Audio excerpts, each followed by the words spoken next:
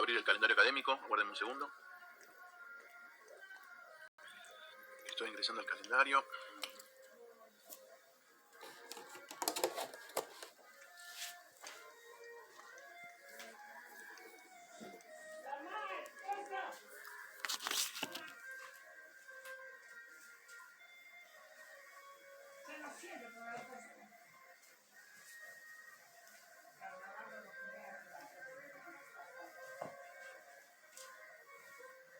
Bien, estamos terminando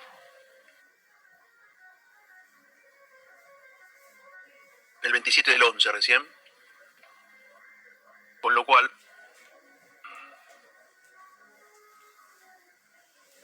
podríamos fijar un parcial. Aguarden un segundito, estamos a 28, el 12, podríamos fijar un primer parcial. ¿Qué les parece? 12 de octubre. 12 de octubre. Ahí estamos.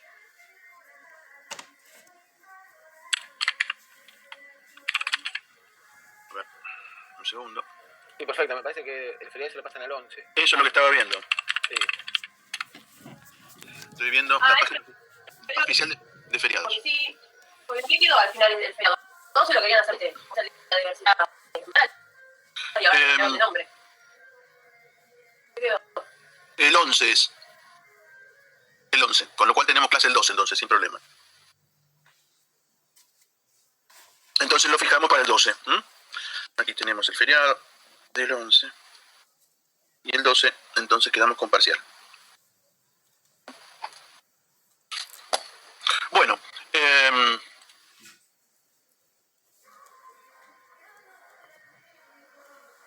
¿dónde habíamos quedado? ¿Recuerdan? Porque la semana pasada no tuvimos clase, estábamos con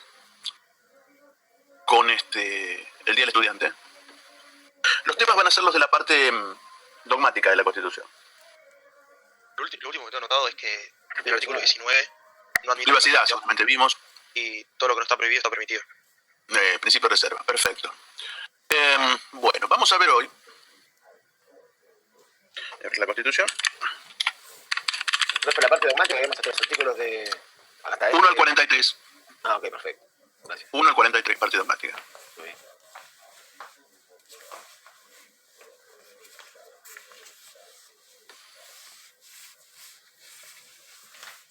Bueno, hoy vamos a ver un artículo, o dos artículos muy importantes. Vamos a saltar al 30, después vamos a revisar el resto que son muy sencillos. Muy sencillos.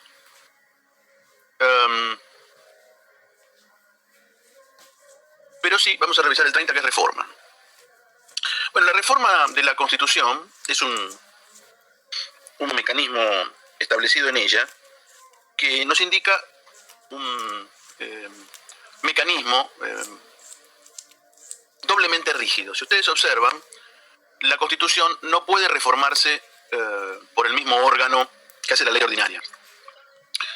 De la misma manera, por el principio republicano de gobierno, la convención que hay que llamar y convocar a tal efecto surge de un llamado al pueblo para su integración.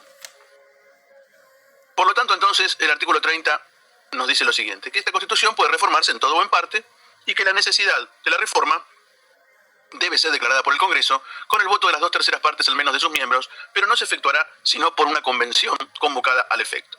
O sea que aquí hay una doble rigidez, hay un mecanismo especial, ¿sí?, establecido en la Constitución, o sea, la necesidad de la reforma con una cantidad de votos que pide la misma, y luego un órgano que se denomina Convención Reformadora, que es el que va a llevar adelante esta reforma. Va a deliberar,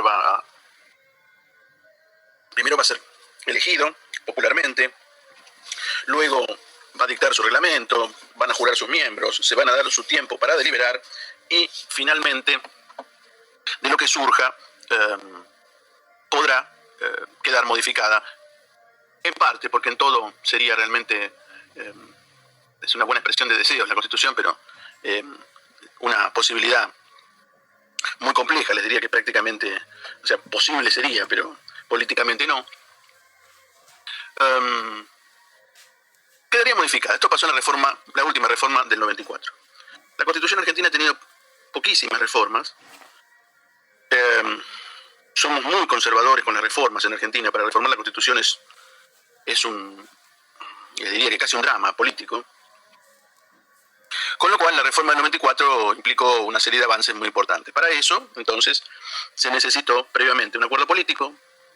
Ese acuerdo se realizó entre las fuerzas de aquel entonces, el justicialismo y el radicalismo, y el presidente Menem, que estaba en el poder, y el expresidente Alfonsín, que lideraba el partido político más importante de la oposición.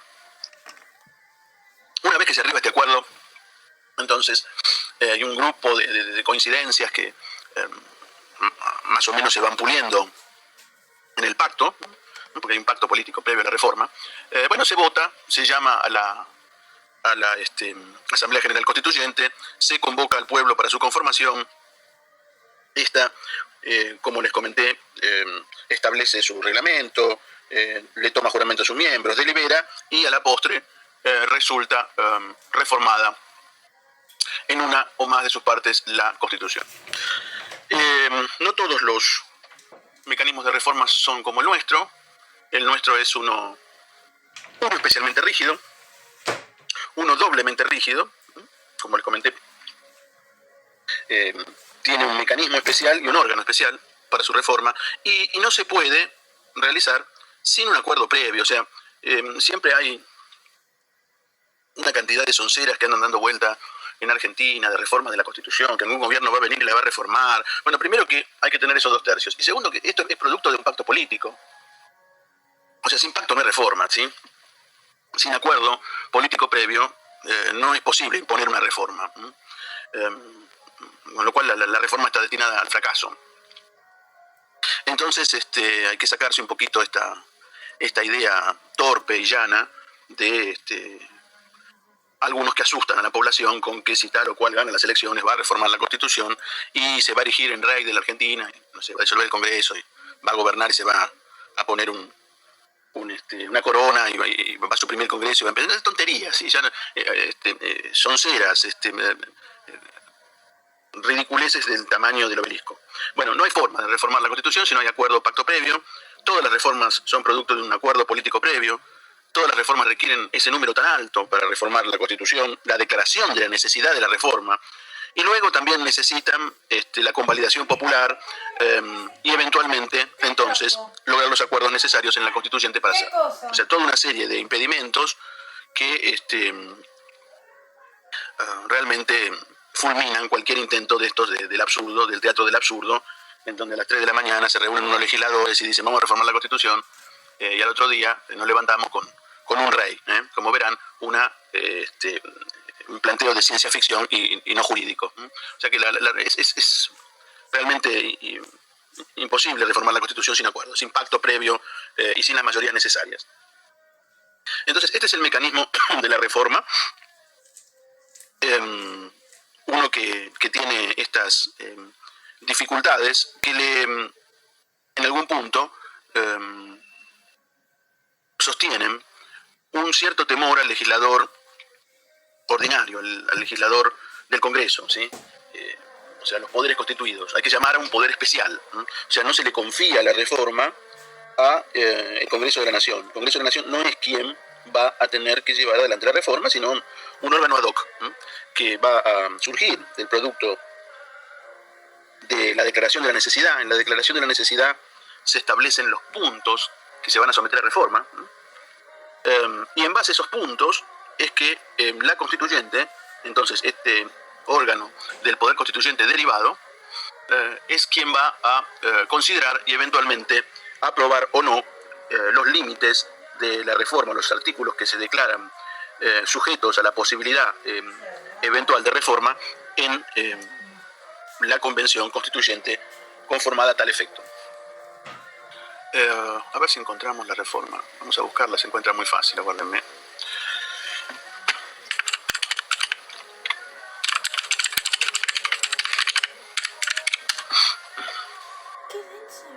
Acá la encontré. Esta es la ley que en su momento dio lugar a la reforma de la Constitución 24.309, que declara la necesidad de su reforma, ¿no? Entonces, fíjense, abren el link y dice que el Senado y la Cámara de Diputados declaran la necesidad de la reforma parcial de la Constitución de 1853 con las del 60, 66, 1898 y 1957, y allí dice, la Convención Constituyente podrá, fíjense que dice podrá, y comienza a enumerar toda una serie de cuestiones que podrá modificar. Modificar tales artículos, reformar tales artículos. Allí están los núcleos de coincidencias básicas a los que llegó entonces por ley el Congreso, atenuar el sistema presidencialista, reducir el mandato del presidente, elección directa de 3 senadores, regulación de la facultad de dictar reglamentos de necesidad y urgencia. O sea, aquí está hablando del acuerdo político previo al que se había arribado y que posteriormente termina en esta ley que habilita la necesidad de la reforma, y luego, entonces, conformada que fuere la convención reformadora, se procedió a deliberar sobre todas y cada una de estas cuestiones y quedó la Constitución reformada. Entonces, este es realmente el mecanismo que utiliza la República Argentina, con mucha rigidez, con mucho control, con mucha participación popular y de poder constituyente derivado, que en todos los casos examina con cuidado todos y cada uno de los puntos de la declaración de la necesidad de la reforma y termina a la postre aprobando o no lo que se propone allí en la ley que declara la necesidad de la reforma. La Constitución dice que se puede reformarse en todo sería realmente, algunos autores dicen que es inviable esto porque hay una conformación histórica de la Argentina que no permitiría hacer la reforma total, entre ellas algunas cuestiones que tienen que ver con el federalismo, por ejemplo, o con la forma republicana de gobierno. O sea, esos serían acuerdos así estructurales que dieron lugar a la integración, de la conformación del Estado argentino como lo conocemos, y salir de estos dos grandes acuerdos implicaría otra República Argentina. O sea, nadie podría imaginarse hoy una Argentina unitaria y monárquica. Con lo cual, la posibilidad está abierta en la Constitución, pero sería hasta ridículo el solo hecho de pensarlo, ¿sí? Caeríamos en el teatro del absurdo, en el solo hecho de pensar y representar la escena de alguien proponiendo un rey para la Argentina y en la forma unitaria de concentración del poder y la desaparición de las provincias como tales, como unidades autónomas. Esto sería realmente inviable y políticamente irrealizable y eventualmente llevaría a les diría prácticamente a los orígenes anteriores a la Organización Nacional, cuando esto se debatió y se luchó por una Argentina republicana y federal, nos llevaría a momentos anteriores a la Organización Nacional. O sea, no tendría ningún sentido, es realmente absurdo ponerse a pensar que estas cosas podrían otra vez volverse a deliberar en Argentina, ¿sí? O sea que la forma, por ejemplo, la forma republicana de gobierno y la forma federal de Estado serían cuestiones así estructurales. No podría haber una constitución que tocara esos asuntos. Sí, eventualmente el presidencialismo podría ser algún debate que algún día muy lejano nos daremos los argentinos. Pero para hacer una reforma en Argentina es todo tan complejo que bueno, olvídenlo por mucho tiempo. Fíjense las reformas que hemos tenido, una en el 57 que modificó un artículo solo, la otra la del 94, que es una gran reforma, y no hay más, ¿sí? Y no habrá por mucho tiempo, porque ya les digo, son muy conservadores nuestros dirigentes políticos. Está bien que una constitución no es algo que haya que andar toqueteando digamos con frecuencia. Las reformas son así actos excepcionales en la vida política de los estados, pero la Argentina en el 94 prácticamente era una constitución de las más antiguas de América Latina, ¿sí? O sea, no había tenido prácticamente reformas. Nos habíamos quedado enormemente atrasados en el concierto de las naciones, nuestras instituciones políticas y las garantías de los derechos, y los derechos estaban muy añosos, con lo cual el 94 fue un buen momento para ayornarla, les reitero, a una constitución que había quedado en algún punto momificada, ¿sí? Bien, bueno, este es el mecanismo de reforma. ¿Alguna duda con esto? No, todo claro. Bien. Bueno, el 31 nos habla de supremacía y dice lo siguiente, que la Constitución y las leyes que se dicten por el Congreso, los tratados con las potencias extranjeras son ley suprema de la nación. Las autoridades de cada provincia están obligadas a conformarse a ella, no obstante cualquier disposición en contrario que contengan las leyes o constituciones provinciales, y esto ha quedado también así en el arcón de los recuerdos, salvo para la provincia de Buenos Aires, los tratados ratificados después del pacto del 11 de noviembre de 1859. Bueno, esto tiene que ver con la incorporación de Buenos Aires en el siglo XIX. El 31 nos dice que la Constitución entonces es suprema, que esta Constitución y las leyes y los tratados son ley suprema de la nación y las autoridades de cada provincia están obligados a conformarse a ella. Esto de Constitución, tratados y leyes se denomina supremacía del derecho federal, ¿sí? En la inteligencia de lo que la Constitución y las leyes que dicta el Congreso y los tratados con las potencias extranjeras en sus alcances están por encima de las leyes y el poder de las provincias. Claro que estas leyes son facultades que expresamente se le han delegado al gobierno federal. Entonces, lo que está queriendo decir que las leyes que el Congreso de la Nación dicta en consecuencia de las atribuciones que le han sido especialmente conferidas al Congreso son leyes supremas de la Nación. O sea, no podría legislar en los ámbitos en los cuales las provincias, recuerden ustedes, tienen sus facultades reservadas. Pero sí, en el ámbito de el reparto de competencias que ha hecho la Constitución para el gobierno federal, cuando el gobierno federal entonces celebra un tratado con una potencia extranjera o dicta una ley en el ámbito de sus competencias, las autoridades de cada provincia están obligadas, dice, a conformarse a ella. O sea, los órdenes jurídicos provinciales están a posteriori de la Constitución, las leyes de la nación, los tratados con las potencias extranjeras. Ese pequeño bloque que está allí mencionado en el 31 se complementó en el 94 con otro artículo. Con lo cual la supremacía quedó reconfigurada en el año 94. Fíjense que aquí solo lo mencionaba el 31, la Constitución, las leyes y los tratados. Ahora, ¿qué pasó en el 94? ¿Por qué este 31 no se modificó aquí? Digamos, este principio de supremacía no se tocó en el artículo 31, a donde se nos presenta como tal de la Constitución histórica. Bueno, hubo un acuerdo, un pacto y un acuerdo político, claro, primero un pacto y luego un acuerdo de todos los grupos que conformaban en aquel momento el Congreso para llevar adelante la declaración de la necesidad de la reforma, de no tocar la parte dogmática histórica. O sea que ningún artículo de la parte dogmática del siglo XIX y su reforma en el 14 bis, en el 57, iban a ser tratados ni reformados, ni tibiamente puestos en alguna duda. Estos eran producto de un momento histórico de la Argentina, en el cual quedó, luego de largas luchas, luego de largos conflictos, conformado históricamente de esta manera y políticamente y sociopolíticamente de esta manera, y nadie entonces osaría en ningún momento tocarlo. Con lo cual, como ustedes verán, en la reforma del 94 ninguno de estos artículos sufrió ninguna modificación.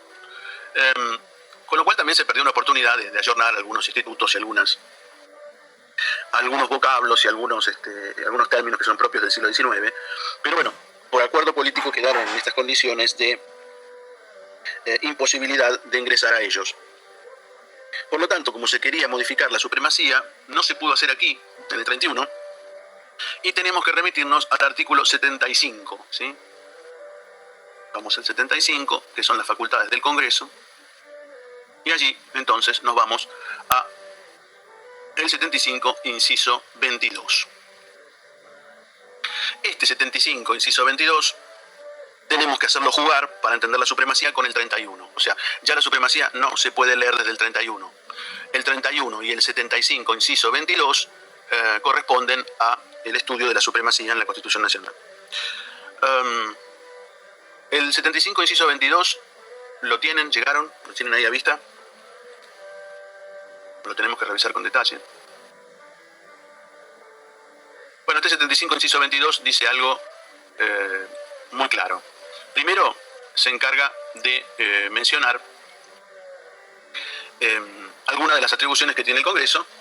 Viene enumerando atribuciones, y en el inciso 22 dice que el Congreso procede a aprobar o a desechar tratados concluidos con las demás naciones y con las organizaciones internacionales y concordatos con la Santa Sede.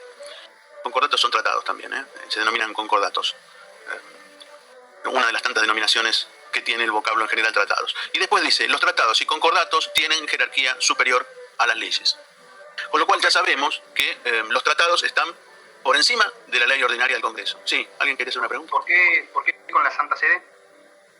Son los acuerdos con la Iglesia Católica de Roma, históricamente, para el nombramiento en su momento, y para el pase de bulas y nombramiento de ciertos dignatarios de la Iglesia Católica. Recuerden que la Santa Sede es una persona un sujeto del derecho internacional, Santa Sede de Roma, la Iglesia Católica Romana, la del Papa Francisco, que históricamente tuvo un poderío, así, importantísimo en la historia de Occidente, y que quedó hoy en día representado en un sujeto de derecho internacional muy atenuado a lo que era, pero que representa de todos modos para Occidente un sujeto de derecho internacional que envía sus representantes, que establece relaciones diplomáticas con los estados, que es la Iglesia Católica Romana. Por eso se llama concordato.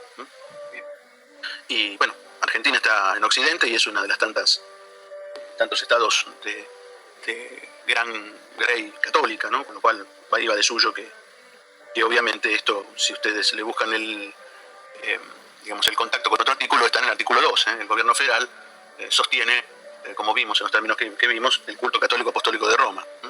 Con lo cual, también, entonces, eventualmente, esto ya prácticamente luego de Onganía y demás, allí el patronato y demás prácticamente ha quedado muy reducido. Y tiene que ver con, entonces, todos los tratados, se llamen concordatos, se llamen convenciones, se llamen convenios, se llamen tratados, todos estos instrumentos surgidos de la deliberación y acuerdos en el ámbito de la comunidad internacional tienen superioridad a las leyes. Entonces, ya sabemos algo que no podemos obviar. Supremacía siempre es un tema de final, de parcial, permanente en esta materia, que los tratados tienen jerarquía superior a las leyes, ¿no? O sea que tenemos hasta este momento Constitución, tratado y leyes. Ahora sigue haciendo una aclaración al respecto entre ciertos tratados. Nombra algunos. Dice Declaración Americana de Derechos y Deberes del Hombre, Declaración Universal de Derechos Humanos, Convención Americana de Derechos Humanos, Pacto Internacional de los Económicos, Sociales y Culturales, de los Civiles y Políticos, con su protocolo facultativo, la Convención para la Prevención del Delito de Genocidio, la Internacional sobre Eliminación de toda forma de discriminación racial, la discriminación contra la mujer, eliminación de discriminación contra la mujer, la misma contra la tortura, otros tratos crueles, inhumanos o degradantes, Convención de Derechos del Niño, en las condiciones de su vigencia, tienen jerarquía constitucional. ¿Qué quiere decir esto? Que estos artículos están al mismo nivel que la Constitución. O sea, estas convenciones, estos tratados, estas declaraciones, o sea, estos instrumentos de derecho internacional tienen jerarquía constitucional. Por ende, esto, a ver, de la manera más clara posible, lo quiero decir, no están ni por encima ni por debajo de la Constitución, están al mismo nivel. ¿Sí? Tienen jerarquía constitucional. Están al mismo nivel de la Constitución. Integran la Constitución argentina desde fuera, por supuesto, porque estos artículos no han sido insertados estas convenciones, no han sido ubicadas adentro del texto constitucional, porque pertenecen a la comunidad internacional. Son grandes acuerdos de la comunidad internacional, principalmente luego de la Segunda Guerra Mundial, en la cual aparece un nuevo orden internacional basado en la protección y la promoción de derechos humanos. Bueno, si ustedes revisan, todos y cada uno de estos son tratados, convenciones, declaraciones, instrumentos de derecho internacional de derechos humanos, e integran la Constitución Nacional dándole lo que la doctrina científica llama completitud. ¿Por qué? Porque dice, en las condiciones de su vigencia, no derogan artículo alguno de la primera parte de esta Constitución, o sea, de la parte dogmática, y deben entenderse como complementarios de los derechos y garantías reconocidos por la Constitución. Entonces, estos tratados gozan de jerarquía constitucional, están al mismo nivel de la Constitución. Y otra cosa que les aclaro, no existe ninguna posibilidad, ninguna, de hacer jugar algún artículo de la parte dogmática con algún artículo de algún tratado, convención o declaración mencionada en estos instrumentos, que podamos hacer jugar de manera tal que uno esté por encima del otro.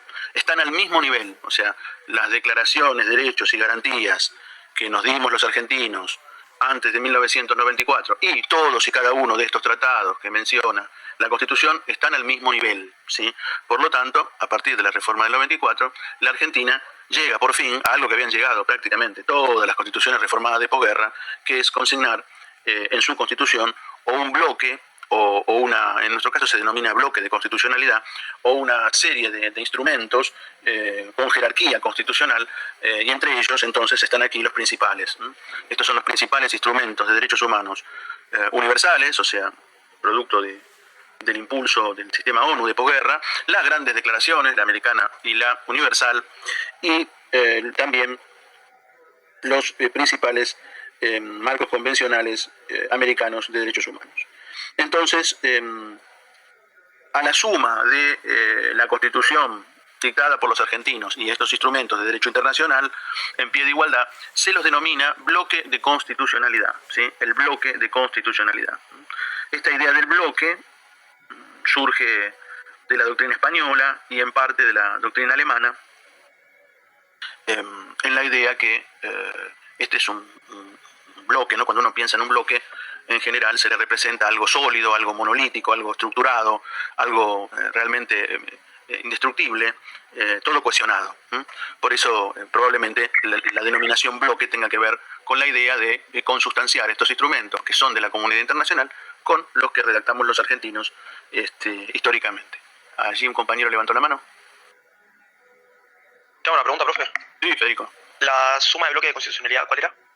El bloque de constitucionalidad se integra con la Constitución, digamos, las declaraciones, derechos y garantías de nuestra Constitución histórica, ¿sí? O sea, nuestra parte dogmática histórica, y los artículos de la reforma del 94, los nuevos derechos y garantías, más los que corresponden a esta nómina, la Constitución, que es más grande, porque a posteriori se agregaron otros instrumentos. A todos estos instrumentos de derechos humanos, derecho internacional de los derechos humanos, que la Constitución menciona.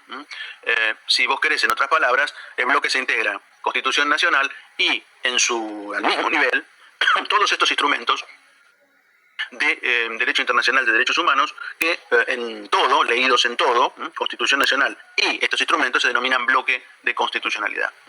Bloque de constitucionalidad federal. Allí entonces tenemos un verdadero y sólido cúmulo de derechos, garantías y mecanismos y resortes del derecho internacional, incluyendo importantes instrumentos que todavía no mencionamos porque esa nómina se engrosó, no es la nómina original.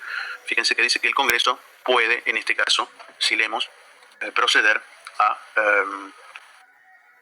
a denunciarlos, ¿sí? O sea, la desaplicación del tratado, o también, en este caso, los demás tratados, en el párrafo que sigue, ¿no? Y convenciones de derechos humanos, luego de ser aprobadas por el Congreso, requerirán del voto de las 2/3 partes de los miembros para gozar de igual jerarquía constitucional. Estos tratados han sido, esta nómina del 75, inciso 22, ha sido entonces engrosada. Ahora vamos a un segundito, les voy a poner toda la lista.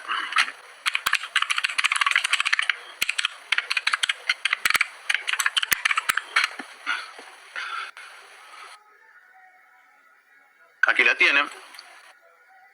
Esta es la nómina actual de instrumentos con jerarquía constitucional. Fíjense que si ustedes la abren, van a encontrar algunas que no están mencionadas en esa nómina del 75, inciso 22. ¿Por qué? Porque a posteriori el Congreso elevó a la categoría de tratado con jerarquía constitucional algunos instrumentos que allí no se mencionan, ¿sí? Entre ellos, entonces, tenemos la Convención Interamericana de Desaparición Forzada, las cuestiones relativas al Tratado de Roma y a las imprescriptibilidades de los crímenes de lesa humanidad, la Convención sobre las personas con discapacidad, Por ende, entonces, estos han subido de jerarquía y se han puesto al mismo nivel de la Constitución Nacional. Por lo tanto, la República Argentina en el 94 no hizo ni más ni menos que hacer lo que hicieron, como les dije, todas las constituciones de posguerra. Todos estos instrumentos son instrumentos de derechos humanos. En Argentina hay les diría yo que una muy mala lectura de qué son los derechos humanos por parte de personas que los atacan permanentemente, en general.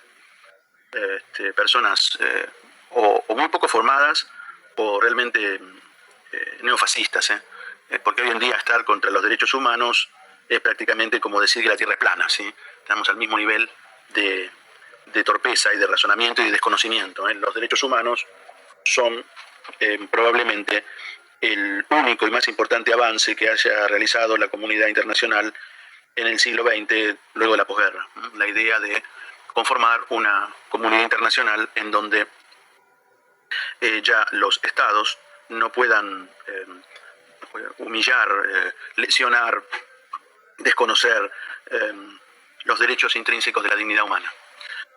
Y si se lo hace, tendrán severas consecuencias, reproches, intervenciones, acusaciones. O sea, ya esto de ninguna manera se puede salir indemne en el nuevo concierto de posguerra, incluyendo, bueno, toda una serie de nuevos derechos que aparecen consagrados desde los más importantes, de las más importantes dimensiones, desde la niñez, la mujer, los derechos culturales, económicos, sociales, del trabajo, las prohibiciones de la esclavitud, la servidumbre, el trabajo esclavo, las detenciones arbitrarias, las persecuciones a cargo de todo Estado de los genocidas y carniceros de sus pueblos. Bueno, derechos humanos es una materia hermosa. Ustedes van a tener una segunda parte de esta asignatura que es derechos humanos y garantías, en donde van a analizar todos y cada uno de los derechos humanos, ¿sí? Ya les digo, el estándar de derechos humanos es el estándar de la comunidad internacional luego de la Segunda Guerra Mundial. Y quien desconozca esto, o es un pequeño protofascista que se, digamos, erige por fuera de los derechos de la comunidad internacional de posguerra, que son todos consustanciados con la paz, con la idea de convivencia armónica, con la idea de igualdad, con la idea de dignidad de la persona humana, o es un muy mal intencionado o directamente ignorante en esta materia, con lo cual a esos los vamos a perdonar, porque habría que enseñarles o educarlos. Pero la verdad que hoy estar en contra de los derechos humanos es realmente desconocer prácticamente las reglas básicas de los primeros palotes o los primeros pasos que damos en la escolaridad. Es algo absolutamente estructural en la comunidad internacional, y no hay Estado que se anime ni sujeto que se pueda regodear hoy en día en la comunidad internacional diciendo que no se cumplen abiertamente. Si se hace veladamente, pero que este Estado o este gobierno o cualquiera fuere representación de sus pueblos, va a omitir, va a inobservar los principios básicos de la dignidad humana, que son realmente muy claros, muy sencillos, y prácticamente algunos autores hablan de un nuevo corpus juris, de los derechos humanos, de un nuevo acuerdo para la comunidad internacional toda luego de la Segunda Guerra.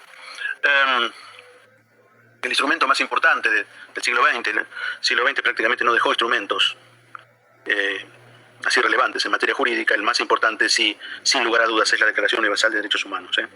Es el instrumento que define el siglo XX. La Declaración Universal de la ONU del 48. Allí están prácticamente resumidos de manera excelsa todos los derechos humanos fundamentales. Declaración Universal, entonces, probablemente el instrumento más valioso, jurídicamente relevante. Es un instrumento más que jurídico, es un instrumento ético-jurídico que, por supuesto, integra nuestra Constitución. Entonces, cuando nosotros leemos la Declaración Universal de 1948, no estamos ni más ni menos que leyendo la Constitución argentina. ¿Se entiende esto? ¿Sí? Por supuesto, esto no está insertado en el articulado, sino que está puesto en un bloque al lado, si ustedes quieren, de la Constitución Nacional, con su misma jerarquía. Y así hay que entenderlo. Vienen a darle completitud a los derechos, declaraciones y garantías que enuncia la Constitución que redactamos los argentinos. Por lo tanto, para hacer una lectura adecuada, tenemos que recurrir y no podemos obviar este bloque de constitucionalidad, y por eso la segunda parte de esta materia, los derechos humanos y las garantías, son realmente una materia especial donde ustedes van a analizar gran parte de estos instrumentos, en especial. Pero vamos a poner un segundito.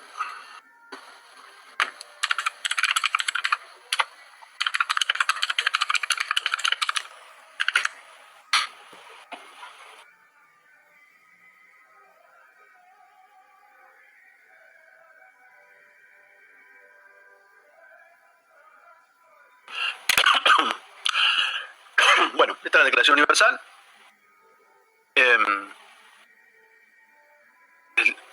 Leo algún artículo, muy sencillo.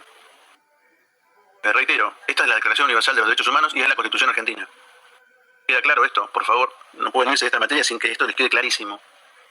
¿Sí? No quiero que alguno me diga, sí, claro, no, pero están por debajo de la Constitución, o si la Constitución dice una cosa y... No, están al mismo nivel de la Constitución, ¿sí? Corresponden a instrumentos con jerarquía constitucional, y cuando un operador jurídico revisa la Constitución Argentina, tiene que revisar estos instrumentos. Ya la Constitución no es ese texto que se escribió en las convenciones constituyentes durante la historia, es ese texto que se escribió de puño y letra de los constituyentes argentinos, y son estos textos que se escribieron en la comunidad internacional de la cual la Argentina forma parte. Entonces, si nosotros decimos todos los seres humanos nacen iguales y libres en dignidad y en derechos, y dotados como están de razón y conciencia, deben comportarse fraternalmente los unos con los otros, estamos leyendo la Constitución Argentina. Este es el artículo así de introductorio que fulmina cualquier posibilidad de cualquier tipo de supremacía de cualquier orden. Todos los seres humanos nacen libres, iguales en dignidad y derechos, y dotados como están de razón y conciencia, deben comportarse fraternalmente unos con los otros. Bueno, el artículo 2 habla de todos los derechos y libertades que son para todas las personas, sin distinción de raza, color, sexo, idioma, religión, opinión política o cualquier otra índole, origen nacional, condición social, económica, de nacimiento o cualquier otra condición. Cualquier otra condición abre la posibilidad de cualquier otra, ¿sí? Porque toda persona, por el solo hecho de ser persona, tiene todos y cada uno de los derechos proclamados en esta declaración, ¿sí? Bueno, artículo 3, todo individuo tiene derecho a la vida, a la libertad y a la seguridad. Artículo 4, nadie estará sometido a esclavitud ni a servidumbre. La esclavitud y la trata de esclavos están prohibidas en todas sus formas. Artículo 5, nadie será sometido a torturas, ni a penas o tratos crueles, inhumanos o degradantes. Todo ser humano tiene derecho en todas partes al reconocimiento de su personalidad jurídica. Todas las personas son iguales ante la ley y tienen sin distinción derecho a igual protección de la ley. Todos tienen derecho a igual protección contra toda discriminación que infrinja esta declaración. Toda persona tiene derecho a un recurso efectivo ante los tribunales. Nadie podrá ser detenido arbitrariamente, preso ni desterrado.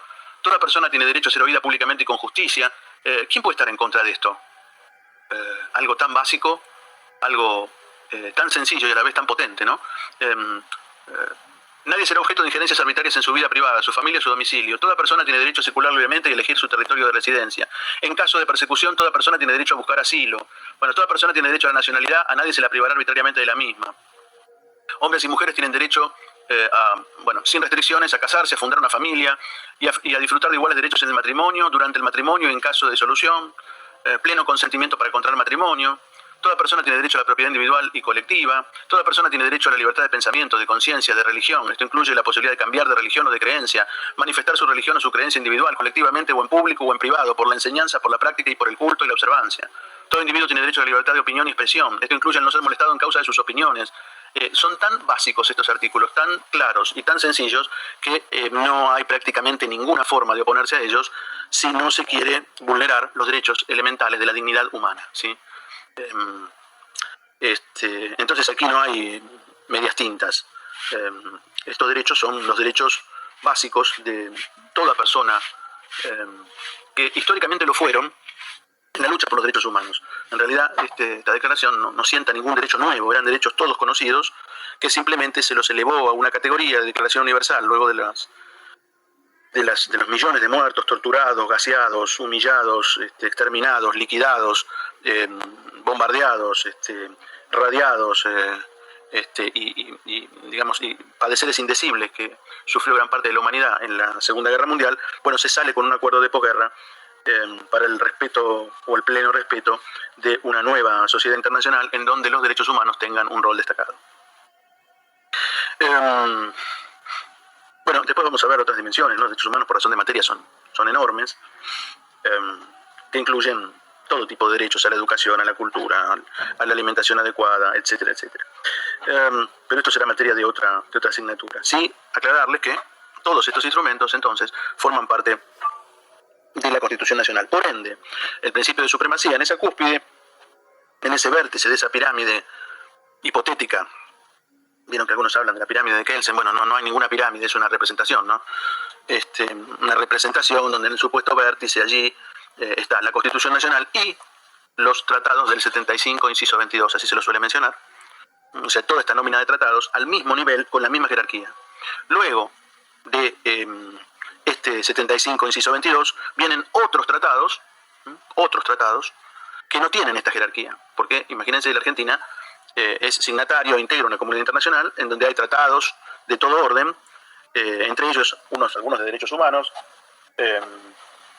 Por cierto, entonces los tratados, otros que no integran esta nómina del 75, inciso 22, están en segundo nivel, y en tercer nivel recién viene la ley de Congreso. Entonces, fíjense que el producto del legislador ordinario es un producto de tercera categoría en la escala, en la pirámide, en el ordenamiento jurídico argentino. Primero están los tratados de la Constitución y los tratados del 75, inciso 22. Luego están otros tratados que no integran la nómina del 75, inciso 22. Y en tercer nivel viene la ley de Congreso. Bueno, luego seguirán los decretos, los órdenes jurídicos de provincia, etc. Después la pirámide se sigue desarrollando. Pero todo esto implica una redefinición en el 94, una nueva supremacía que le ha dado mayor alcance al derecho internacional. O sea, la Argentina en el 92, en principio 2 años antes de la Constitución, hace un giro en un fallo que se denomina Ekmejian con Sofovich. Hay varios fallos de Ekmejian. Ekmejian con Sofovich es este fallo de la Corte que comienza a entender que la Argentina es un Estado monista con primacía del derecho internacional, ¿sí? O sea, le damos primacía, esto lo van a ver después con mayor detalle en Derecho Internacional Público, pero la Argentina le otorga primacía al derecho internacional y entiende que digamos, no hay dos órdenes jurídicos, uno internacional y uno interno, sino que es todo uno en donde se le otorga primacía al derecho internacional. Fíjense que entonces nuestra Constitución es una Constitución escrita por los argentinos, una Constitución parte redactada por la comunidad internacional, de la que forma parte la Argentina, en todo uno, ¿sí? Y luego a posteriori siguen otros tratados, o sea, otros acuerdos que la Argentina estableció con la comunidad internacional en tercer nivel, la ley de Congreso, ¿sí? Ángela, ¿querías comentar algo? Esto, hay dudas, hay preguntas, hay consultas. No pueden... Sí, profe, perdón, lo dijiste muchas veces, pero ¿puedes repetir los 3 niveles si los anoto bien? Sí, el primero es Constitución y instrumentos del 75, inciso 22, instrumentos de derecho internacional del 75, inciso 22. Lo que para los estudiantes de primer año se les suele decir tratados, lo que pasa es que ustedes todavía no vieron derecho internacional, no son todos tratados, pero bueno, se les permite mencionarlos como tratados del 75, inciso 22. Si dicen tratados del 75, inciso 22, hasta que no estudien derecho internacional se los permitimos. Es más, algunos autores hablan de los tratados, pero son instrumentos de derecho internacional. O sea, el primer nivel es Constitución Nacional más instrumentos de derecho internacional mencionados en el 75, inciso 22, que son todos instrumentos de derechos humanos. Como ustedes verán, son todos de derechos humanos. No puede haber otros que no sean de derechos humanos. Ese es el primer nivel. Segundo nivel, entonces vienen otros tratados internacionales que no integran la nómina del 75, inciso 22. ¿Sí? Y en tercer nivel llegan allí la ley de Congreso. Digamos, este es el nivel básico, ¿no? Después es más amplia la pirámide, pero este es el nivel básico. Gracias, profe. No, recuerden que estos son tratados, los que están mencionados, son instrumentos de derecho internacional. Entre ellos tratados, hay convenciones, hay declaraciones. Estos instrumentos de derecho internacional, entonces, son todos de derechos humanos. Pero hay otros, la comunidad internacional, y la Argentina integra decenas de tratados de la comunidad internacional que no están en esa nómina, en esa lista que menciona el 75, inciso 22, y que el Congreso engrosó también. Recuerden que esa no es la lista definitiva, porque a posteriori del 94 el Congreso elevó a jerarquía constitucional otros instrumentos, que son estos que yo les dejé en la lista de Infoleg. Por lo tanto, entonces, allí están en el primer nivel la Constitución Nacional y estos instrumentos de derecho internacional, de derechos humanos. Luego vienen otros, cualquiera fuere, otros instrumentos de derecho internacional, otros tratados, y en tercer nivel la ley del Congreso. ¿Esto qué les marca? Les marca que la Argentina entiende en un todo coherente el derecho internacional y el derecho interno, y que por lo tanto ha adoptado la posición monista con primacía del derecho internacional. O sea, le ponemos primacía al derecho internacional y en tercer nivel viene el derecho interno. O sea que el legislador ordinario del Congreso de la Nación, si dictare una ley que contraviniere alguno de estos instrumentos de derecho internacional, sería fulminado de inconstitucionalidad.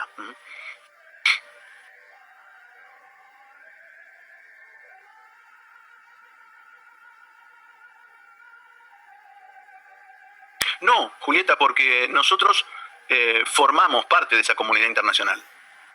La Argentina lo es en la medida que no está sola, no está aislada.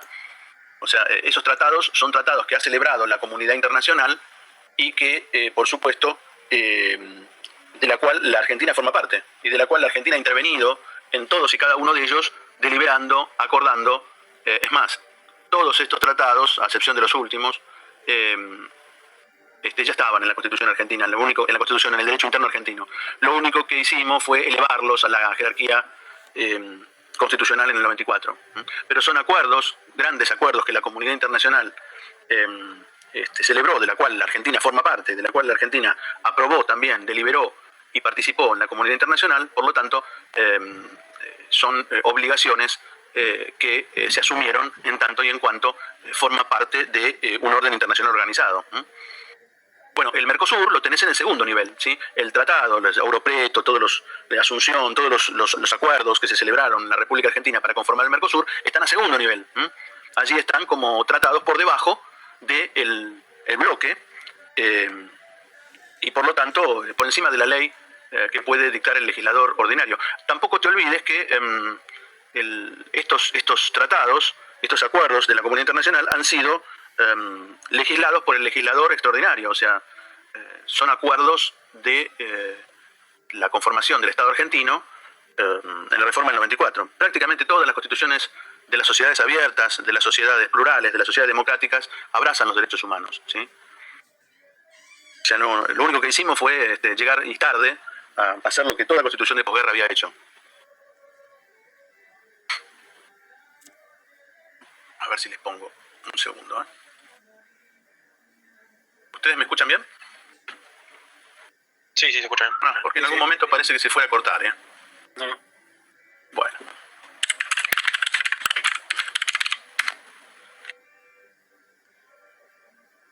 Un segundo.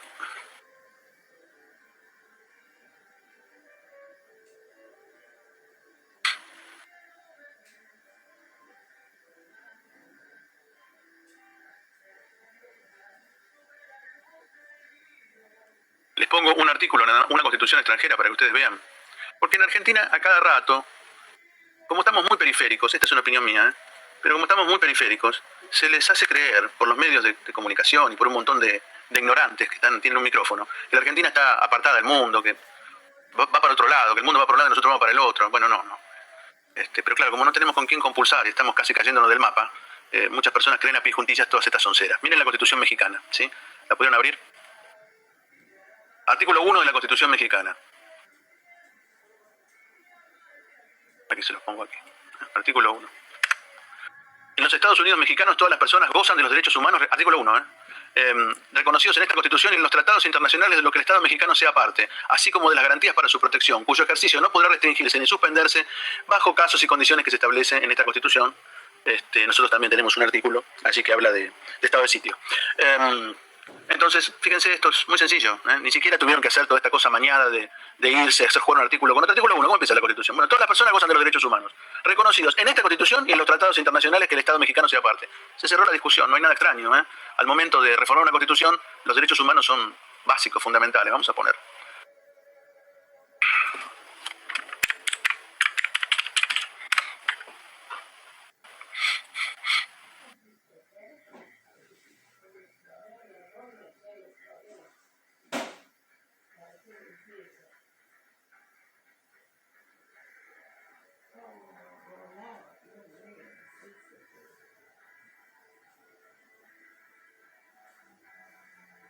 Aquí les pongo la Constitución de Colombia.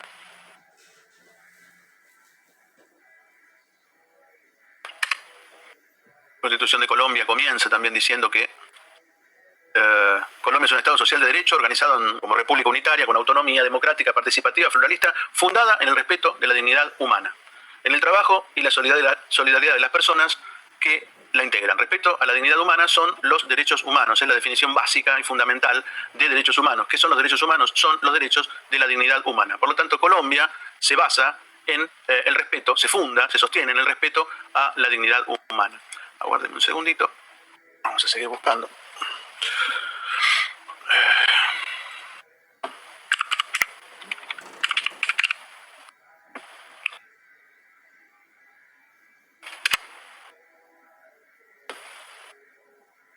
Aquí nos vamos al artículo 93 de la Constitución colombiana. Miren lo que dice. Los tratados y convenios internacionales ratificados por el Congreso, que reconocen los derechos humanos y que prohíben su limitación en los estados de excepción, prevalecen en el orden interno. Los derechos y deberes consagrados en esta carta, o sea, en la Constitución colombiana, se interpretarán de conformidad con los tratados internacionales sobre los derechos humanos ratificados por Colombia. ¿Qué les quiero decir esto? Esto es un estándar, el ABC, el 2+2 del derecho internacional actual, ¿sí?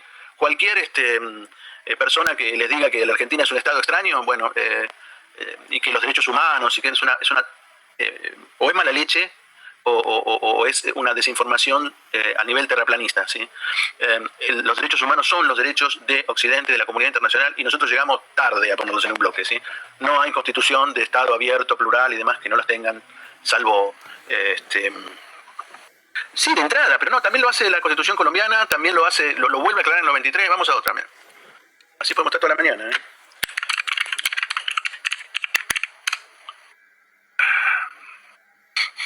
Aguárdeme un segundito.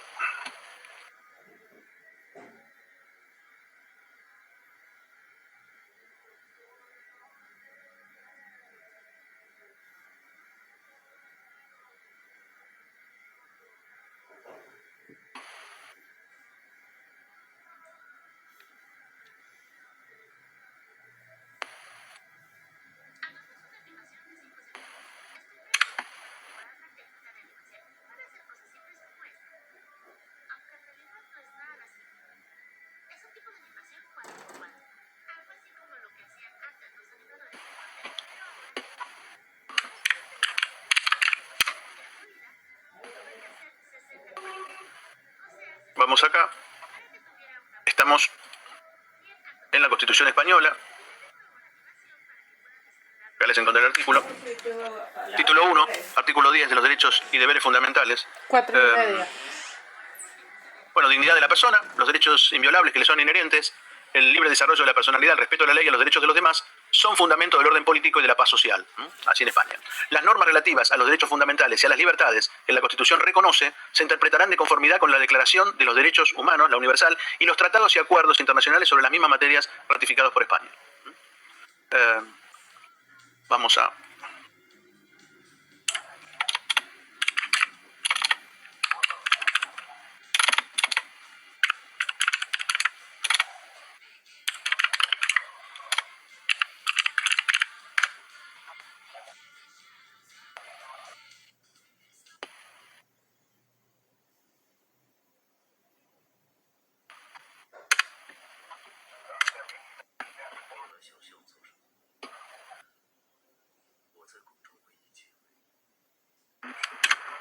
Profe, una consulta. Sí.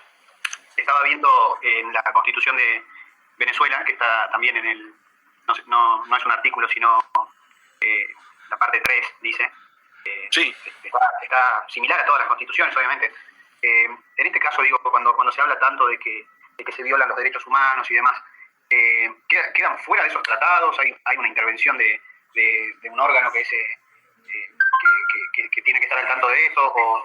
Sí, ahí, a ver, y eso lo que pasa es que es muy largo de explicártelo, voy a intentar aproximarme porque es un tema de la materia del segundo del año que viene, primer cuatrimestre, pero hay toda una serie de resortes de posguerra que tienen que ver con controles, marcos convencionales, seguimientos, órganos especiales para el seguimiento de los tratados, marcos americanos y universales de denuncia, con lo cual Venezuela hoy recibe una cantidad enorme de acusaciones a su gobierno, ¿no?, de violaciones de los derechos humanos, tanto en el ámbito internacional como en el ámbito interamericano, y tristemente,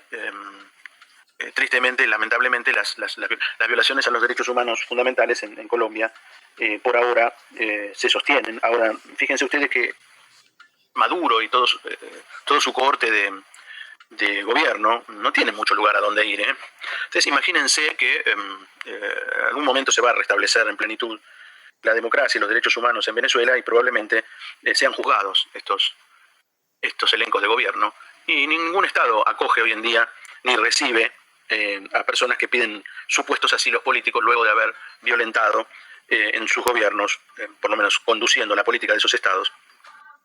Con lo cual saben que no hay lugar, no hay lugar para este tipo de comportamientos y de acogida de otros Estados, y es muy difícil llevar adelante la gobernanza si no se cumplen mínimamente ciertos derechos humanos fundamentales. Y esto le está pasando, lo está padeciendo lamentablemente Venezuela, con un montón de sanciones y pérdidas de cooperación internacional o de ayudas o de auxilios en la comunidad internacional por la falta de apego de sus gobiernos a los digamos, mínimos fundamentales que hacen a la dignidad humana, ¿no?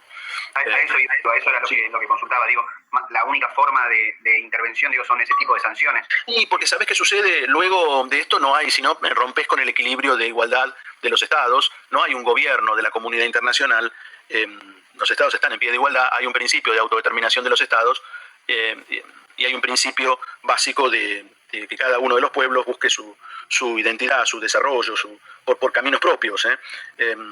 Entonces aquí los pueblos se autodeterminan y demás, pero hay un concierto internacional en donde hay unos mínimos a respetar, y la comunidad internacional no deja pasar esos mínimos y advierte, priva de cooperación, de ayudas, y sanciona a quienes incumplen estos derechos mínimos de la dignidad humana. Pero salvo alguna cuestión así que amerite intervención de los ejércitos combinados de Naciones Unidas, porque se pone en peligro la seguridad internacional, no hay intervención. Estos pueden ser casos como fueron en Ruanda, por ejemplo, donde se desató un verdadero genocidio, en donde cientos de miles de ciudadanos en Ruanda comenzaron a ser exterminados por otros en un genocidio de una etnia sobre la otra, y allí puede ameritar alguna intervención para poner fin a este tipo de escaladas que ponen en peligro la seguridad internacional y, ante todo y primero, la integridad física de miles y miles de personas. Pero sacando estos casos in extremis, la comunidad internacional es una comunidad ordenada de Estados que se coordinan a nivel internacional, y cada Estado busca su camino según sus decisiones. Venezuela tendrá que encontrar el suyo. Ahora, la comunidad internacional no lo va a ayudar a persistir o a sostener o a afirmarse en estas violaciones a los derechos humanos. ¿Se entiende? A ver, todos los Estados, el tema es cuando las violaciones a los derechos humanos son flagrantes, abiertas, porque a ver, cada Estado tiene un desafío en materia de derechos humanos. No hay un Estado ideal de observancia de los derechos humanos.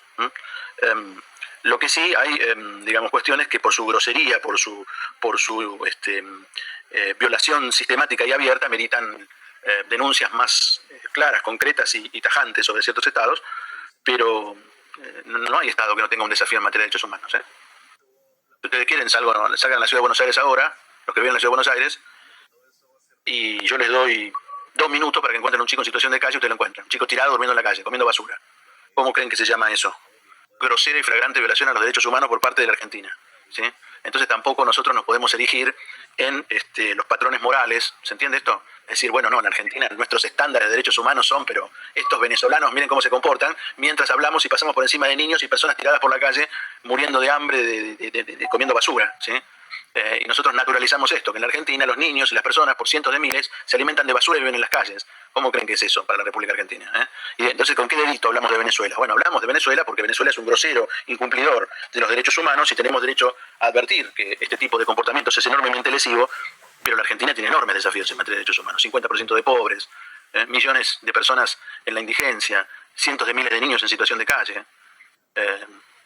Entonces, ¿qué digo? Cada Estado tiene que hacer su crítica. Y luego, en el concierto internacional, por supuesto, la Argentina, al lado de Venezuela, es un bebé de pecho, ¿no? Los padeceres indecibles de Venezuela, en cuanto ya estamos hablando de alimentación básica, de libertades básicas, de torturas, de persecuciones, de matanzas, un nivel de violación a los derechos humanos sistemático y organizado por el Estado.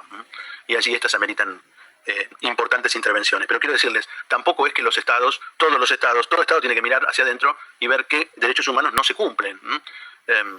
Y en este contexto se resaltan cuando son sistemáticos y organizados por el poder estatal. Bueno, esto sí despierta una alarma en la comunidad internacional, porque el poder del Estado organizado para perseguir personas, para privarlas de la libertad, para secuestrarlas, llevarlas a un campo de concentración y demás es irresistible. Y allí entonces se habla de una alarma muy fuerte. Sí, de hecho acá hubo denuncias por el tema de Formosa. Sí, claro, hace poco hubo unas cuantas denuncias por Formosa. O sea, cada estado tiene sus desafíos. Es más, los derechos humanos son una tarea interminable porque cuando se satisfacen unos comienzan otros. Por ende, satisfacerlos es la mira de todo Estado y cada uno tiene un espacio de revisión de su estado de situación en materia de derechos humanos. Cuando, ya les digo, el Estado se erige sistemáticamente y de manera organizada para violarlos es cuando la comunidad internacional comienza a poner en alerta, ¿sí? Cuando sucede por distintas situaciones, entre ellas desinterés, desidia, situaciones económicas, falta de observancia de algunos tratados, la comunidad internacional hace una advertencia al Estado, ¿sí?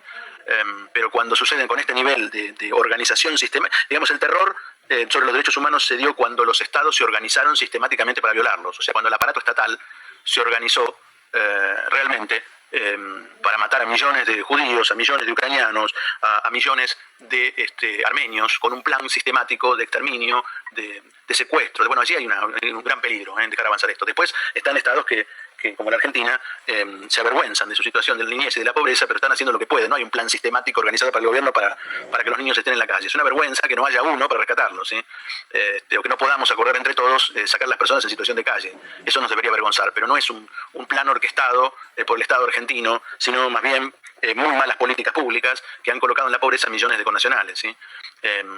Es una violación a todas luces de derechos humanos, pero no es una consecuencia querida por el Estado argentino. O sea, la comunidad internacional se alarma cuando los estados se organizan como en el caso de Venezuela. ¿Se entiende? Sí. Lo que no quiere decir que lo otro no sea también una violación a los derechos humanos y que el Estado no deba ser advertido y que tenga que poner todos sus esfuerzos para proteger la alimentación, la salud, el cuidado, la niñez. La Argentina está dentro de la Convención de los Derechos del Niño, pero si observamos la situación de muchos niños, la Convención pasa a ser una declaración de buenos deseos en nuestra Constitución, ¿no? Bien. Digo, para contextualizar todo esto, ahora, que la Argentina está alarmada y preocupada por esto, sí, y que no tiene todavía los mecanismos para resolverlo, también, pero no hay ningún plan sistemático, ni organizado, ni intencionado para que esto suceda. Es un drama que todos los argentinos y nuestra conducción política de cotidiano denuncian, ¿sí? No hemos sabido cómo solucionarlo, ¿sí? Entre ellos el alarmante avance de la pobreza en Argentina. Bueno, hacemos un corte, que ya nos trabajamos ya prácticamente 1 horita y 20 larga. Hacemos un cortecito.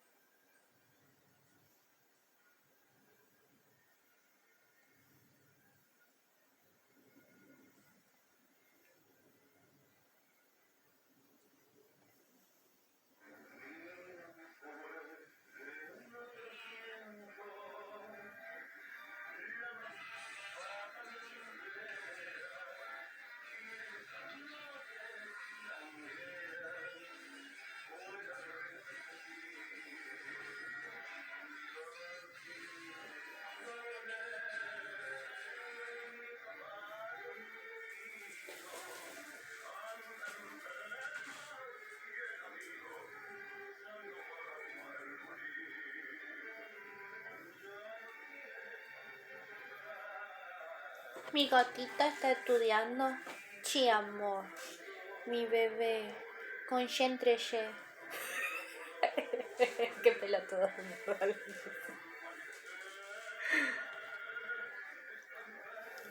Concéntrate, gatita.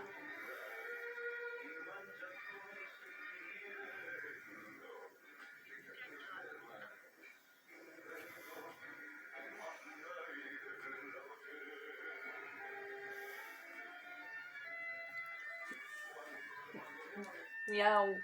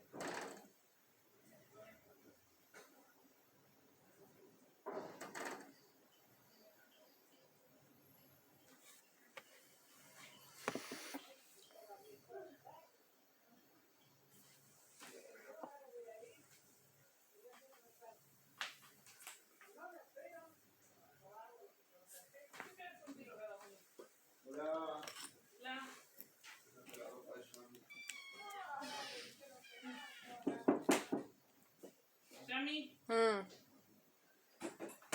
Yami, mm, ¿se puede? ujú. Ahí está, acá está. Ahí va. Sí, se puede. Sí. Sí, podemos. Desbordado, desbordadísimo. Ahí te trajo la ropa, Gasti. ¿Qué es eso? Me traje cosas. ¿Qué trajiste? Pasaron. No, me traje las cosas del laburo que. A ver. Toma para vos. Una taza. Mía es. ¿Esta la querés, la de Marc Jacobs? Bueno, dale. A ver. Anotadores. No soy muy cute. Una mini resma. Vos siempre la quisiste, ¿no? ¿Qué es eso? La mini resma. ¿Cómo me pica este ojo? ¿Querés besitos? ¿Cómo tengo el ojo? Me dio una taza. Normal, mucho laburo. Pues yo no puedo comer esto. No, guárdatelo de recuerdo. No los comas porque hace mucho que están. Y me encontré esto. Espera.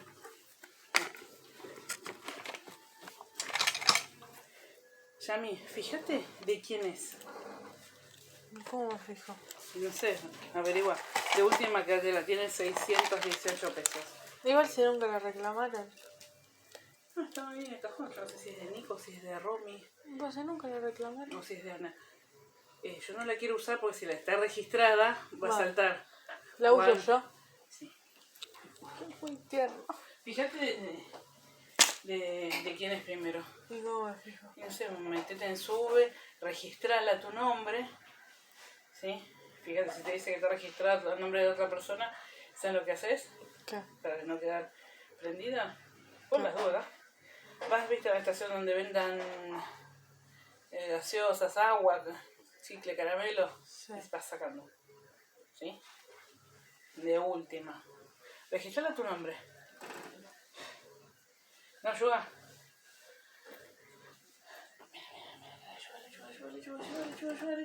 Sí, yo lechuguita. ¿Te llevé alguna de las cosas que te llevé hoy? Sí, hoy usé uno. Pero eso obviamente es que de barrija y se me fue. Sí. Para nada fui temprano ya. ¿Sí? 6:30, llegué a las 7, una hora ya. No, escuchá, Para que me de digan, todo el no, mundo rebota, para ¿no? que me digan, la primera semana de octubre se vuelven los turnos. Yo voy Ah, voy bueno. a dejar Pero acá. no falta tanto igual. Ahora la semana que viene Sí, no Puede falta pedir. tanto. puede pedir turno. Pero recién. Pero faltan 3 días. Igual, Sí. igual como No, ellos, no te hagas Pero problema. así le dijeron hacia el otro lado, tampoco igual le como dieron. ellos van el viernes a la iglesia, que pregunten ahí de última. Sí, porque ya es octubre el viernes. Sí, que pregunten ahí. Pero después le decís a Gastón. Ahora puse Sí, no un entiendo. pañuelo, la cantidad de pus que me salía solo. Tenés que dejarlo pasar. Ahí Gastón se fue contento con la tacita. ¿Qué traje mía del trabajo? Yo tengo ropa, todo eso es para hacer arreglar. Bueno. No, pero mirá. esa ¿Qué tal? distancia. ¿Cómo te todo? Y hoy ya un poquito más de cosas. ¿Hubo más gente que ayer? Un poquito más. Pasa que hubo Ahora se morocha. No, para tener esos Hubo- pelos como... un poco más de cosas que requieren un poco más de atención. No, pero bien, me llamaron por teléfono, que esto, que lo otro. Panulo otra vez, ¿qué haces, negrito? Y el gordo que hizo el asado está ahí, ¿no? Qué gordo que se ha asado. Una vez, ese gordito. Juanca no, está en Poder Judicial, Juanca.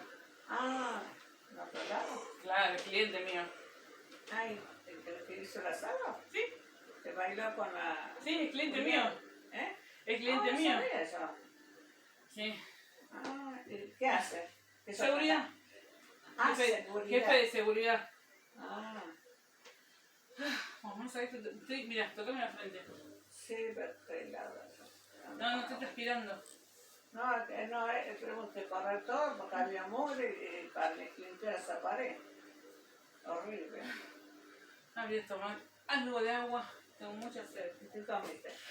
Comí tomatitos cherry, Esta no, rúcula, que es un poco de ¿Comiste quesito, algo vos? un No. huevo y medio y una porción y una milanesa de pollo, de pechuga. Con mucho limón. Le hice así. Y después se acostó, se levantó a la una. Y sí, hoy se lo Pero enteré yo yo. también me levanté temprano. Mentira. Pero yo estoy haciendo las cosas acá. Yo no dije nada. No, la mirada que hacer es como que... No. Yo valí toda No, la yo casa, ¿qué te pasa, loco? estoy saliendo a las 7:05, 7:10. Eso va bien, como Llego re bien al trabajo. Salí mucho más temprano que Sí. Yo estoy saliendo 7:05 de acá. Y llego tranquila, allá. mal. Ah, ¿te deja mal bien el modo, subte? todo Sí. bien acá. Por lo menos voy sentada. a esa Sí. hora. Ahora Gastón también empieza a trabajar. Pero acá. ¿No? ¿En sucursal? Ah, allá. Ah, ¿Ya arreglaron casa matriz? Sí. Escúchame, ¿las maderitas dónde quedaron? ¿Qué maderita? Las de Banco Ciudad. Bueno, las tiene él. Bueno, no saben dónde están. ¿Sabes que tengo ganas de comer hoy? ¿Sabes que tengo ganas de que me hagas primero? Yo mañana tengo otro parcial. Te felicito. No, necesito que me busques en una de esas bolsas la tarjeta de ingreso. La que tiene el zapatito. Que Marco creo que la sacó y la puso en una bolsa. Porque estoy pidiendo a todo el mundo la tarjeta para entrar. Pero no estaba en tu dormitorio. Bueno, entonces fíjate. cosas en No, tanto momento. estaba todo puesto. La sube y la tarjeta estaban juntas. Las había puesto así como esto en el ¿Y percherito. por qué no lo buscas vos siempre? Siempre que pedís a ella no encuentras. Porque tengo la cabeza rota. Ah, No sí, la cabeza. no, ahora va a bailar el malambo. Tanto tiempo de cosas. Sí, el momento Con estaba zapateo. bien. Sí, como Ahí no que te duele nada. Y no, justamente eso es para despejar un Claro, poco. sí. Me parece que usted no comprende. A mí me prohibieron limpiar la casa. Y yo no le la mugre. Ahora, el gato, el esposo, ya lo mando arriba, ¿eh? Fíjate. El Ru. Esa de raza. Pongo, va y mea. Vamos, Ru, arriba. Ahí está colgado allá. Vamos, Ru. Cuando quiera, es muy bienvenido, Ru. Sí, porque si se orina así, yo estoy cansada. Arriba no va a tener para orinar. ¿Cómo para orinar? No tengo, yo aparte cerramos el baño. Ah, sí, ahora cierro acá el baño. Siempre cerramos el baño porque si no, Sí, la pero no chichi se va a quedar no. el Ru allá. No, ¿sabes lo que hace la chichi? Te saca del papel higiénico. ¿Querés este? Y dame, siempre sirve. Sí, a mí me sirve. Me gusta ir a unas pinturas que me dio, me pintarraqué y me salí. Sí, Todo sí. no te quiero. Negro. Ah, escúchame, los rojos, menos uno le voy a dar a la escuela. Bueno, continuamos. Sí, hay abierto un micrófono, ¿puede ser? Sí, Estamos, profe. Julieta. Ahí, Julieta, tienes abierto el micrófono, me parece. A ver si la puedo desactivar, ya la está. Bueno, estábamos entonces en la supremacía. Este es nuestro principio de supremacía, este es el enfoque de derechos humanos, esta es la perspectiva, como les conté, global, ¿no?, en materia de derechos humanos. Y bueno, la Argentina tiene numerosos desafíos en materia de derechos humanos, como la tienen muchos estados. La diferencia, como hacía la pregunta el compañero, es cuando el Estado planifica perseguir, encarcelar, torturar, hambriar, privar de agua, de acceso, de manera deliberada, como puede ser Corea del Norte, Venezuela, la China con los uigures, los rohinyas en Birmania. O sea, hay planes sistemáticos organizados por el Estado, y los otros cuando son fallos de políticas públicas, como es en el caso de la Argentina, que de todos modos, no porque sean fallos, no dejan de ser preocupantes. Bien. De todos modos, esto lo emplearán el año que viene en Derechos Humanos. Se revisará allí en profundidad. Bueno, este es el principio de supremacía. Vamos a revisar ahora. Un segundito. Hola. Pero hubiera habido una paloma muerta. No, pero por ahí voló y voló. Algunos artículos que nos faltaban de la parte dogmática, de la parte previa a la reforma del 94. El artículo 20 de extranjeros ya lo revisamos, ¿no? No hay, si mal lo recuerdo, lo revisamos. ¿Se escucha, chicos? ¿Estamos? Sí, se escucha, profe. escuchando? El 20, ¿no? ¿El inciso 20 o el... No sé por qué acá me parece mudo, aparezco como mudo, pero...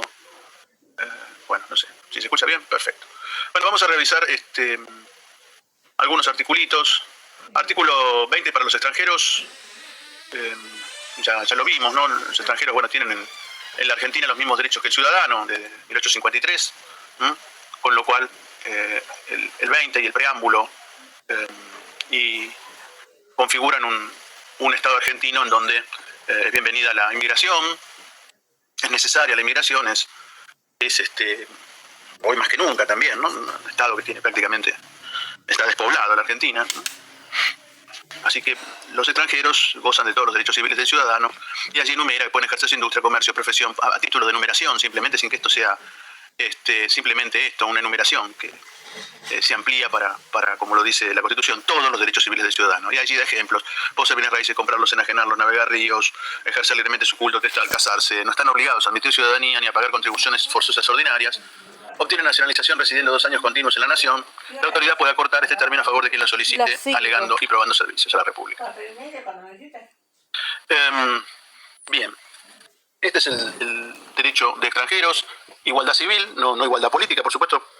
Los derechos políticos están acordados a los argentinos, pero sí todos los otros actos de la vida civil de manera muy sencilla, de manera muy llana, ampliamente permitida en paridad de condiciones a los ciudadanos. Bueno, el 21 habla de armarse en defensa de la nación. Esto es una norma que claramente persiste hoy en día, independientemente que el servicio militar se haya suspendido eventualmente por convocatorias a clases que cumplen la edad de armarse en defensa de la nación. Ha sido suplantada desde hace unos años por un ejército de profesionales, que como estos cumplen con los requisitos que el Estado argentino considera para la dotación de los ejércitos de aire, de mar, de tierra, para todos estos casos, entonces no es necesario convocar por ahora a otras clases, pero esta obligación es una que subsiste de armarse en defensa, entonces, como dice la Constitución, de la patria de esta Constitución, conforme a leyes y decretos. El 22, bueno, habla de la parte de la forma republicana de gobierno, y se entiende que el gobierno no lo hace ni delibera, sino por sus representantes. Bueno, las democracias actualmente son representativas, obviamente que hacerlo de otra manera implicaría una imposibilidad de deliberar, por lo tanto, desde hace ya más de 2 siglos, claramente toda democracia es evidente y eminentemente representativa en cada tantos habitantes, según lo establezcan cada uno de los estados en los órganos pertinentes. Bueno, toda fuerza armada o reunión de personas que se atribuye a los derechos del pueblo y peticiona a nombre de este comete el delito de sedición. El 23 lo vamos a dejar para la clase que viene, porque es muy largo de explicar, es corto el artículo, pero es largo en su desarrollo. Bueno, el 24 habla de promover la reforma actual de la legislación en todos sus ramos y el establecimiento de juicios por jurados. Juicios por jurados que todavía no se establecieron, muy poco. Fíjense que hay algunas expresiones allí de voluntad del legislador decimonónico que 170 años después todavía no tiene concreción. Bueno, quizás la reforma actual de la legislación en todos sus ramos es tema que satisfecha, pero no el juicio por jurados. El 25 habla del plan de fomento a la inmigración del siglo XIX, que era el plan navardiano de poblar con europeos, probablemente la idea era traer obreros industriales en su momento, que no es lo que vino en Argentina en las oleadas migratorias, pero este era el intento, ¿no? Y dice: el gobierno federal fomentará, en su momento lo hizo, la inmigración europea.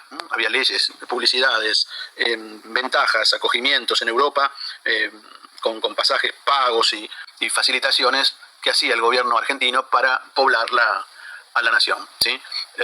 Bueno, se fomenta la inmigración europea, y después dice: no podrá restringir, ni limitar, ni gravar con impuesto alguno la entrada al territorio argentino de extranjeros que traigan por objeto labrar la tierra, mejorar las industrias, introducir y enseñar las artes y las ciencias. Este era el plan entonces de población del siglo XIX.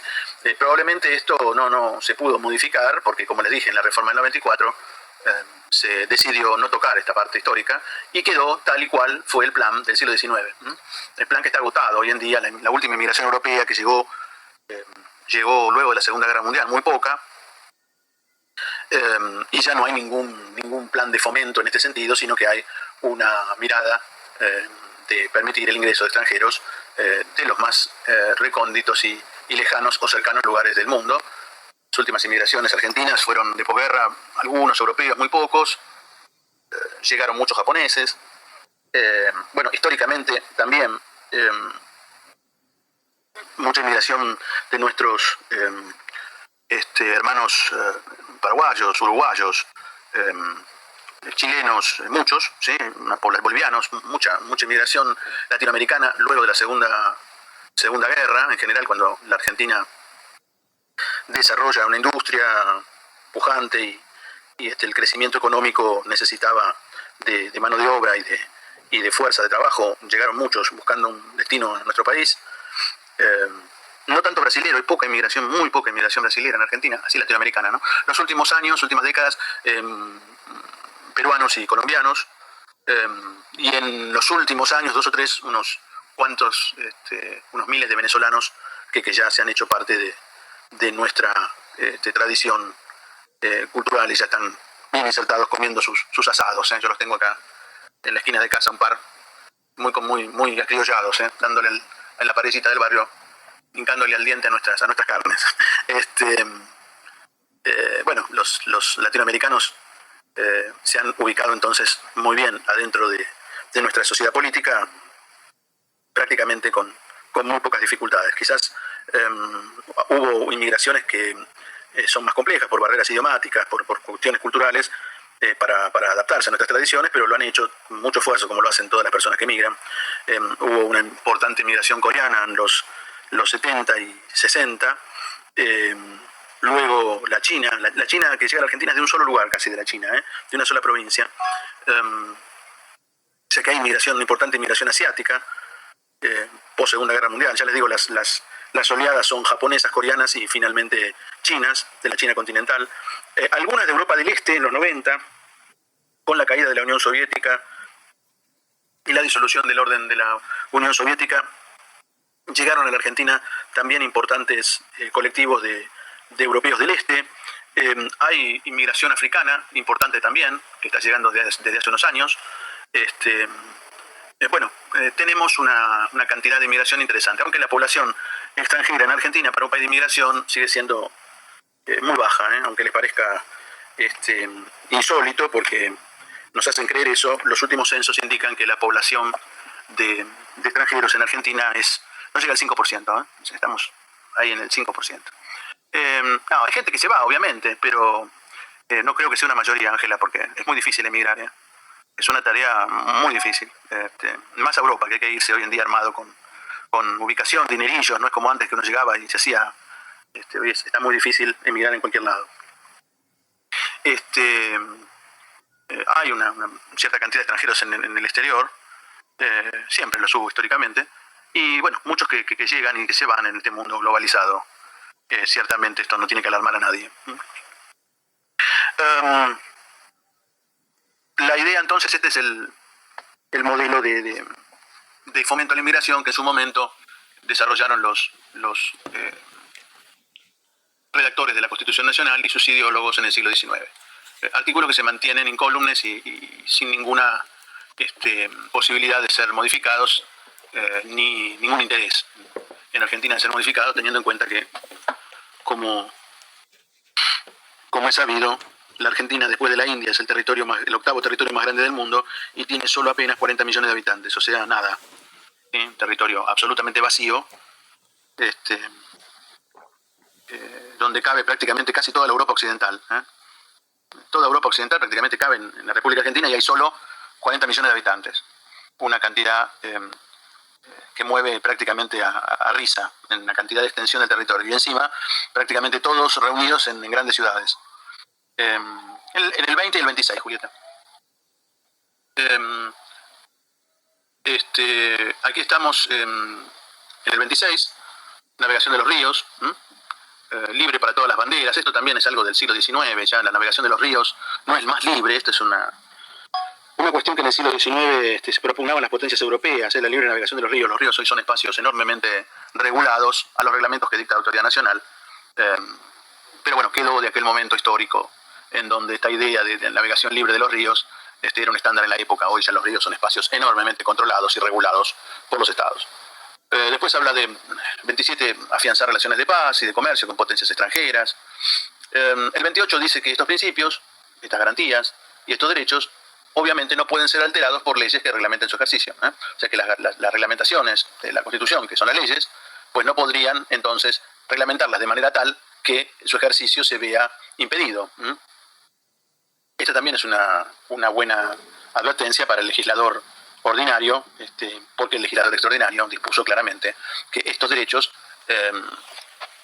en su reglamentación no podrán ser alterados, o sea, no podrán ser reglamentados de tal manera que se frustre su plenitud. Garantías, derechos, principios reconocidos por la Constitución. Bueno, el 29 habla de aspectos del siglo XIX, también de la organización nacional, de la salida del proceso convulsivo entre los grupos que se enfrentaban en aquel entonces, unitarios, federales y demás. Y allí habla un poco de las facultades extraordinarias que no se pueden otorgar. Recuerden que allí había Rosas en su momento, la suma del poder público, el restaurador de las leyes y demás. Entonces esto es un cierre definitivo para... Pero estamos hablando en este 29 de discusiones del siglo XIX, conceder a los gobernadores de provincias facultades extraordinarias, ni suma del poder público, ni otorgarles supremacías o sumisiones por las que la vida, el honor o la fortuna de los argentinos queden merced a gobierno o persona alguna. Todos estos actos llevan la nulidad insanable y sujetarán a los que lo formulen o consientan o firmen a la responsabilidad y pena de infames traidores a la patria. Entonces esto también queda fulminado por la forma republicana de gobierno, ¿sí? Pero de todos modos era un refuerzo que la Constitución insertaba, teniendo presente que hechos como los que mencionan tenían impacto en pocos años antes de la sanción de la Constitución Nacional. Bueno, el 30 y 31 ya lo vimos. 32, gobierno federal no dictará leyes que restrinjan la libertad de imprenta o establezcan sobre ella la jurisdicción federal. También esto tiene que ver con categorías decimonónicas. Fíjense que habla de libertad de imprenta, superadas ya, importantes que sigan estando, pero no de ninguna manera vienen a engrosar o a ampliar algo que es, digamos, ampliamente reconocido hoy en día por instrumentos internacionales, por el bloque de constitucionalidad. Más bien son categorías del siglo XIX. Después aquí hay derechos implícitos en el 33, o sea, hay una cantidad de derechos que explícitamente establece la Constitución y otros que nacen, como dice aquí, de la forma republicana de gobierno. Dice, las declaraciones de derechos y garantías que enumera la Constitución no serán entendidos como negación de otros, no enumerados, o sea, implícitamente están en la Constitución, que nacen del principio de soberanía del pueblo y de la forma republicana de gobierno. Un derecho clásico que antes de la reforma del 94, que se mencionaba en este caso, era la libertad de reunión, que no aparecía explicitada en la Constitución, pero que se entendía implícitamente adentro de los derechos y garantías no enumerados. Si se puede peticionar a las autoridades, pues va de suyo que se afirmaba las personas pueden reunirse para hacerlo. Y esto, aunque no esté claramente enumerado, es un derecho implícito que nace de la soberanía popular y de la forma republicana de gobierno. Entonces, esas eran algunas de las aproximaciones a derechos implícitos.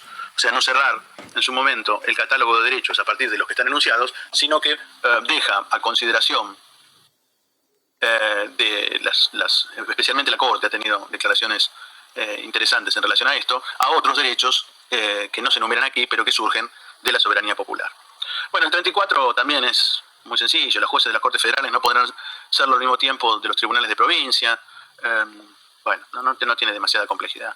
Y las denominaciones oficiales, Provincias Unidas del Río de la Plata, República Argentina o Confederación Argentina, que son las denominaciones oficiales del gobierno y el territorio argentino, empleándose la palabra nación en la formación y sanción de las leyes. Pero todas estas son denominaciones que se adoptaron hasta 1853, Provincias Unidas del Río de la Plata, República Argentina, Confederación Argentina, son los nombres oficiales e indistintos para designar a nuestro país. En el Concierto de las Naciones, Nación Argentina se utiliza para formación y sanción de las leyes y República Argentina se utiliza para el Concierto de las Naciones, para identificarse como tal. Son las denominaciones estándar que hoy se han adoptado. Bueno, este es un poquito el recorrido hasta los nuevos derechos y garantías, que vamos a ver un poquito la semana que viene. Los dejo con el tema de supremacía y reforma, que son dos interesantes, para que vayan revisando y vayan estudiando. Y la idea sería terminar la semana que viene con los nuevos derechos y garantías y dejar más o menos ya revisada, a grosso modo, la parte dogmática. ¿Alguna pregunta, alguna consulta, alguna duda?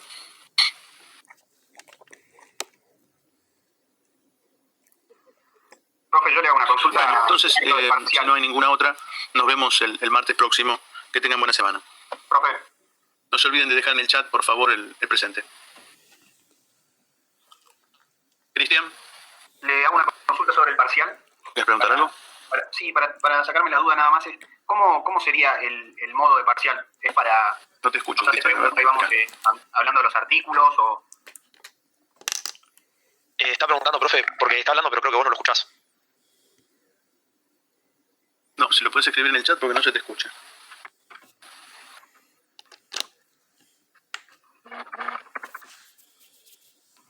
No sé qué pasa. Igual nosotros escuchamos. Va, yo escucho todos. Listo, Cristian. Entonces nos vemos en la próxima.